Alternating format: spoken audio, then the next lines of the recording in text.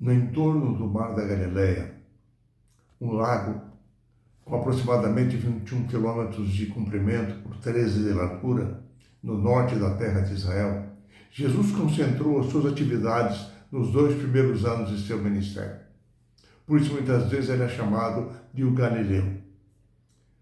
Às margens do lago, as pessoas moravam na cidade de Cafarnaum, Betsaida, Genezaré, Magdala, Tiberíades. E o Evangelho de Marcos, do capítulo 4 ao capítulo 6, principalmente destaca as atividades de Jesus no início do seu ministério naquela região.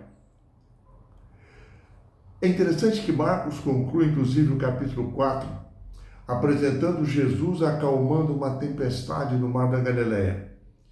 E ele conclui o capítulo 6 com Jesus andando sobre as águas no mesmo lugar. Entre essas duas cenas na água, Marcos apresenta uma série de milagres de Jesus em terra.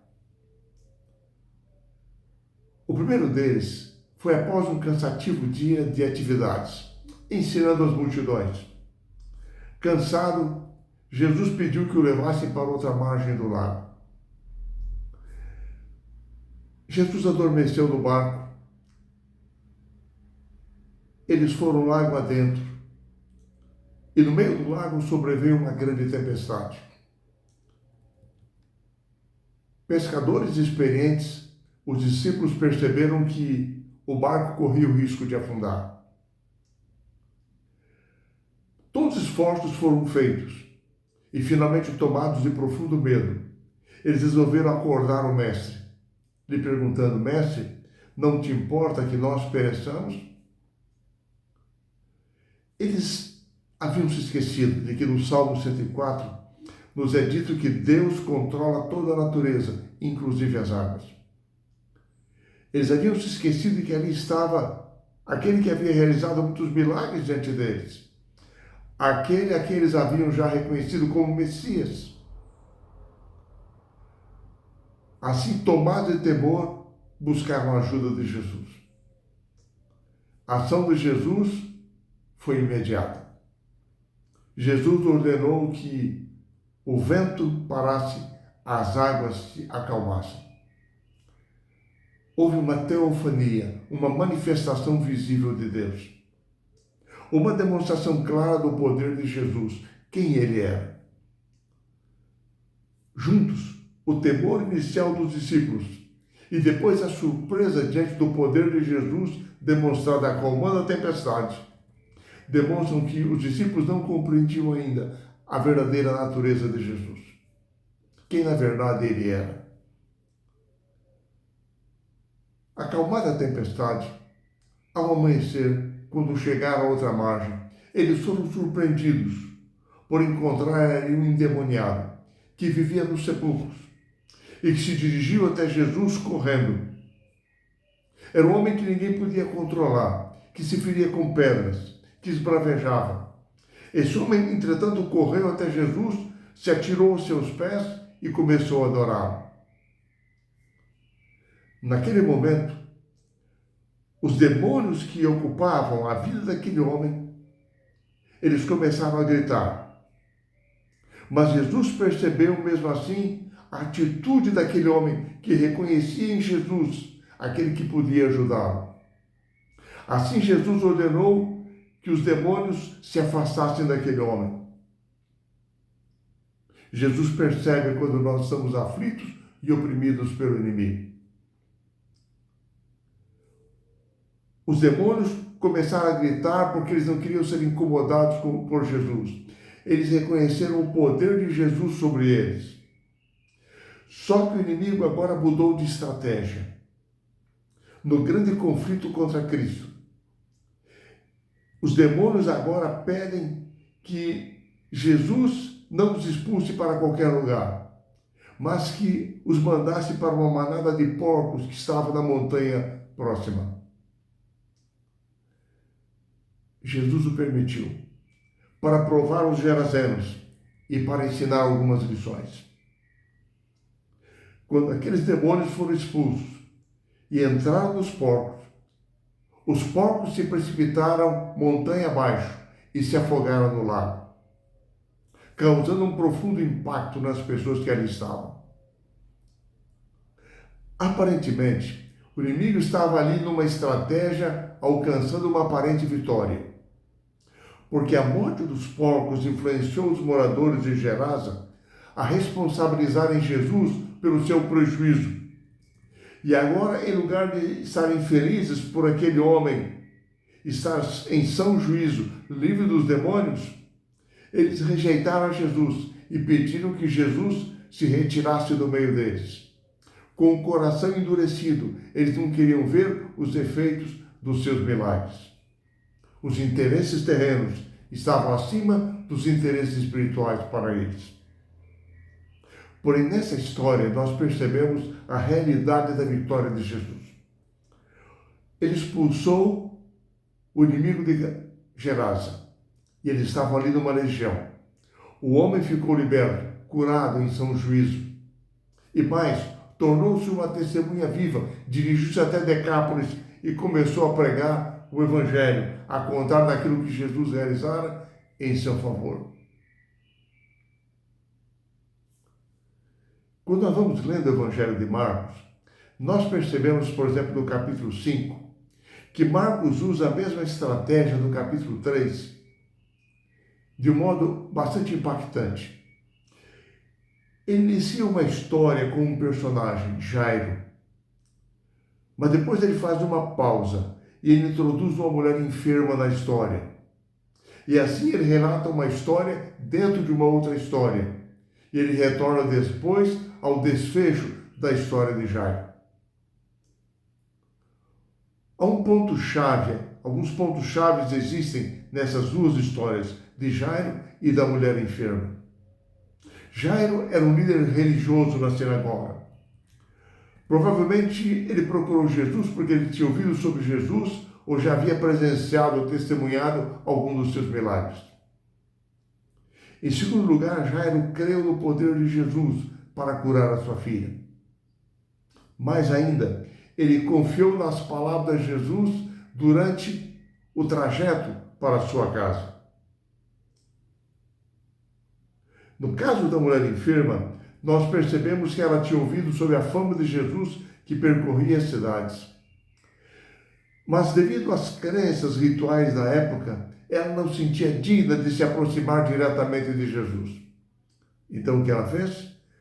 Ela veio por detrás, tocou nas suas vestes, numa demonstração que ela confiava no poder de Jesus para curá-la. Jesus, percebendo a situação, curou a mulher, identificou-a perante a multidão para ensinar uma lição sobre a fé, sobre os resultados da fé. E disse à mulher: vai, a tua fé te salvou. Você está livre do teu mal. Quando Marcos retorna à história de Jairo, já no caminho para a casa de Jairo, onde sua filha estava enferma, nós percebemos que Jairo teve que exercer fé a cada momento durante a viagem. Mesmo quando as pessoas chegaram com a notícia para ele: olha, não incomodes mais o mestre, a tua filha já morreu. Naquele momento, Jesus, percebendo a aflição, a angústia daquele homem, lhe disse: não temas, crê somente. Jairo creu, confiou no Senhor e foi com Jesus até sua casa. Quando ali chegaram, Jesus agiu de modo discreto, para que a notícia não se espalhasse demais e não houvesse oposição, perseguição ao seu ministério. De modo pessoal, entretanto, ele entrou na casa de Jairo, tocou na menina, levantou-a pela mão e disse: levanta-te. A menina de 12 anos foi restaurada à vida e restituída aos seus pais. Nós percebemos aqui, na história da mulher enferma e na história de Jairo, a recompensa à fé que confia na atuação de Deus. Porque na Bíblia, a esperança é esperar no Senhor, confiar na ação de Deus. À medida que vamos lendo o Evangelho de Marcos, nós percebemos que a oposição, a rejeição ao seu ministério foram continuamente enfrentados por Jesus. Em Marcos capítulo 6, por exemplo, nós percebemos que ele enfrentou forte oposição na cidade de Nazaré, a cidade na qual ele cresceu e viveu até o início do seu ministério. Após um período atuando junto ao mar da Galileia, ao retornar para Nazaré, a transformação de um humilde carpinteiro no mestre foi difícil de aceitar para os nazarenos. Mais ainda, ele havia se tornado operador de milagres. Eles ouviram dos milagres de Jesus operar em Cafarnaum, porque inclusive a sua família se dirigira para lá tentando demover a Jesus do seu ministério.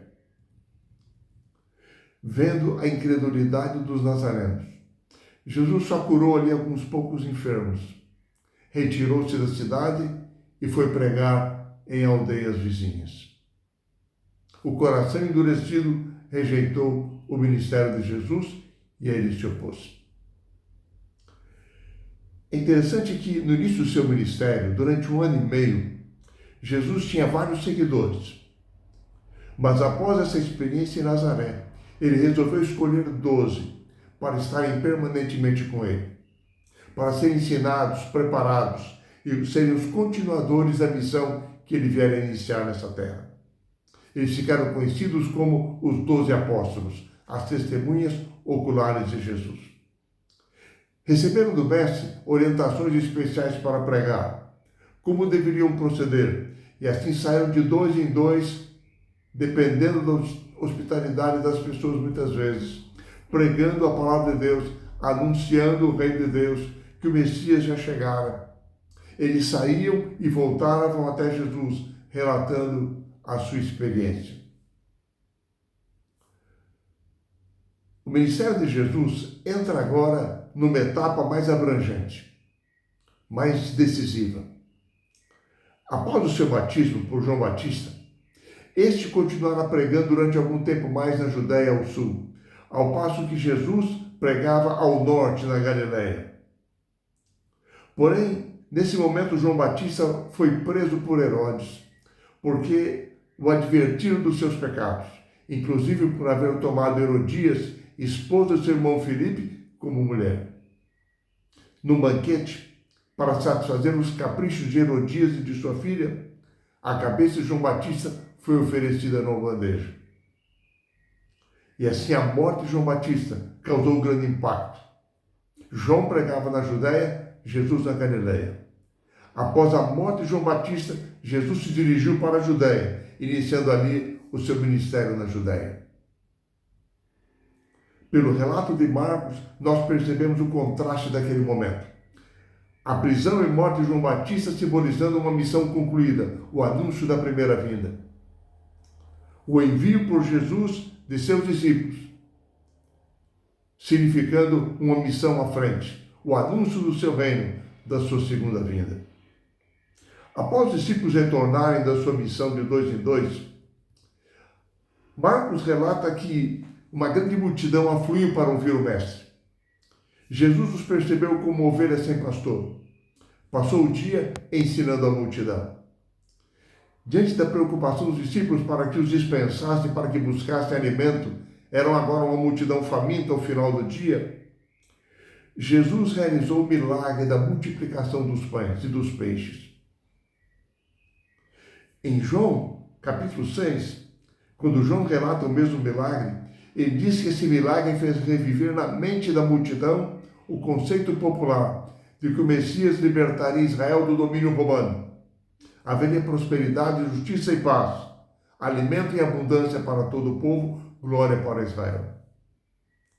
Jesus, percebendo o perigo, que queriam proclamar um rei, ele não atendeu às suas falsas expectativas, porque o seu reino é espiritual, ele viera para libertar as pessoas da escravidão do pecado e os dispensou, os mandou para casa.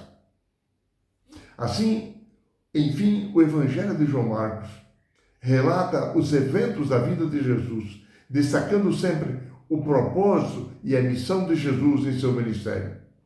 Sua origem divina, sua comunhão com o Pai, a transformação que ele operava na vida das pessoas.